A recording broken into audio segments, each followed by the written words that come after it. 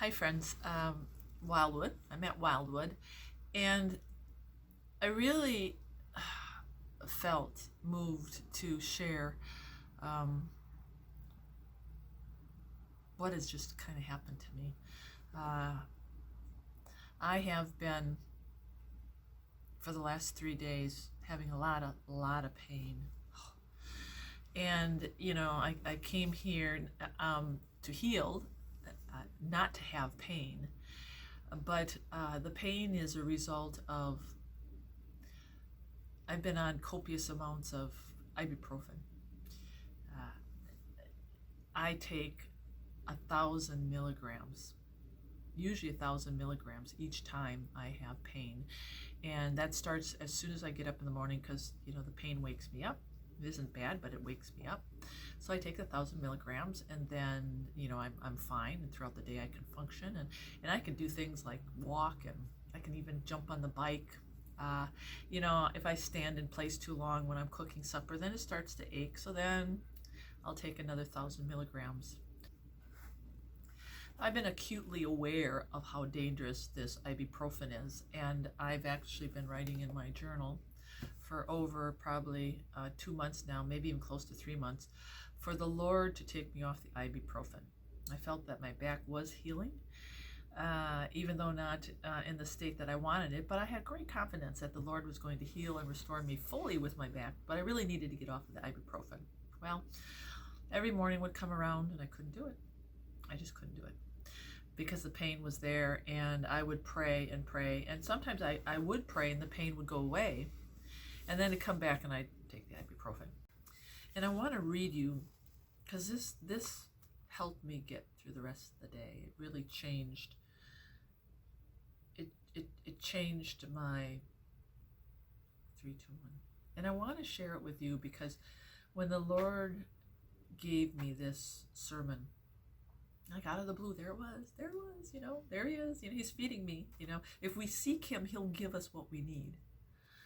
I want to share it with you because it was so powerful that I went out of the room and I shared it with one of the ladies here, and she looked at me, she said, did the Holy Spirit tell you to share this with me? And I said, well, I just felt prompted. You were there, and I just was so excited. And it spoke to her. She's like, I needed that. So that's why I really wanted to share it with you too. And I'm sorry there's such a long intro here, but it was called Don't Give In. And it's about God being faithful. Or it says, don't give up. And it said, think about Abraham. We all know about Abraham. 25 years, right? 25 years. And his wife, Sarah, she gets in the way, and she does all things that, she has the concubine have their kid. And, how did that turn out? Not very good.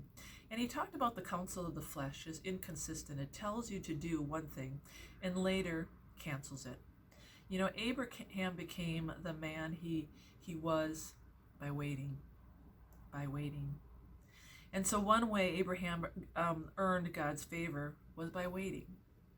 And I started listening to the sermon, and it's not like I've been impatient, but I'm telling you, friends, I'm laying here and I'm crying every night.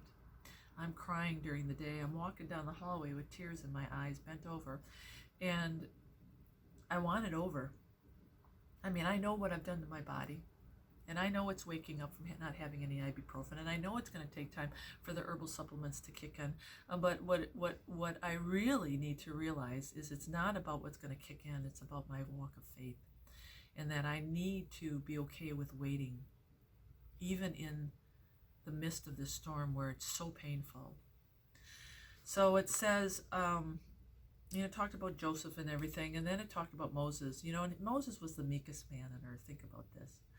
And how did Moses learn his meekness? Well, he did it by waiting. And if you really think about it, there was a pastor that said, why did God keep Moses waiting for 40 years? And the answer was, because he couldn't do it in 39. So if you're going through a trial and you are suffering, and you feel like you can barely hang on, and you've been waiting and waiting, don't give up.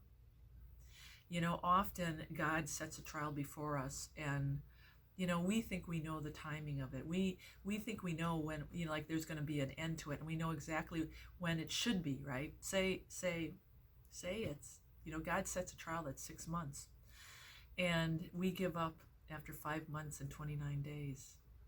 We're 1 day shy. So don't ever give up, because God is faithful. It says God will not finish until the test is complete. And we don't break God's laws. God's laws break us. And the one thing we have to remember about waiting is it teaches us endurance.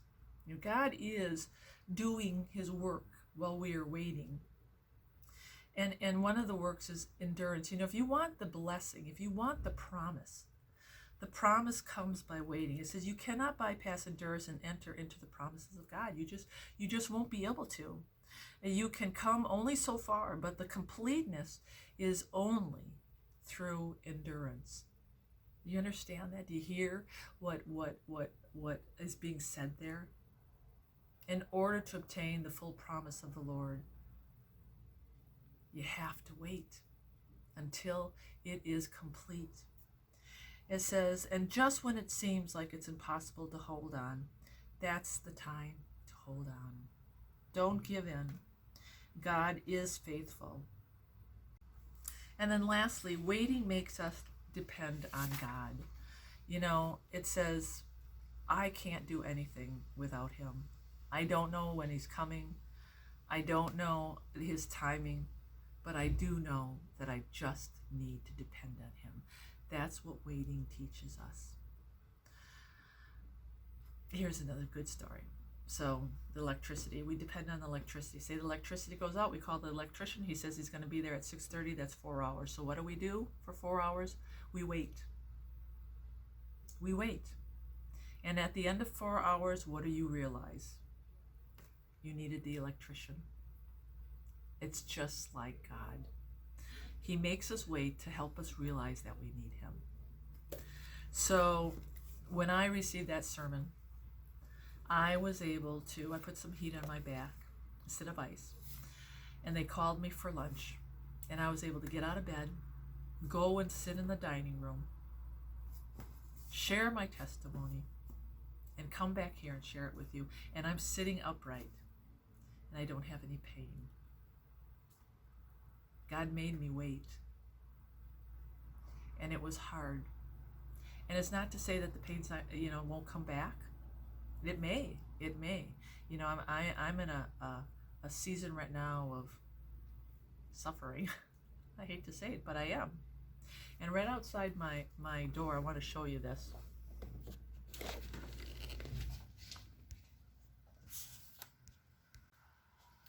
Right outside my door. 3, 2, 1. Right outside my door is this tree. And when I am laying here and I am crying and I have so much pain, and I'm not afraid to cry. I mean, I cry. It hurts. I look at that tree, and we've been having lots of wind and rain, and that tree just stands there, and its branches moves, but it is so solid. And it reminds me of Jesus. And I keep thinking as I lay here in bed, Jesus is right there. He is my strength. He is like that tall tree.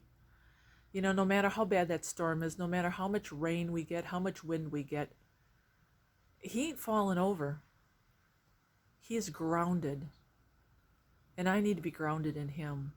So for me, that is a great reminder right outside. Right outside. All right, I gotta go for a walk.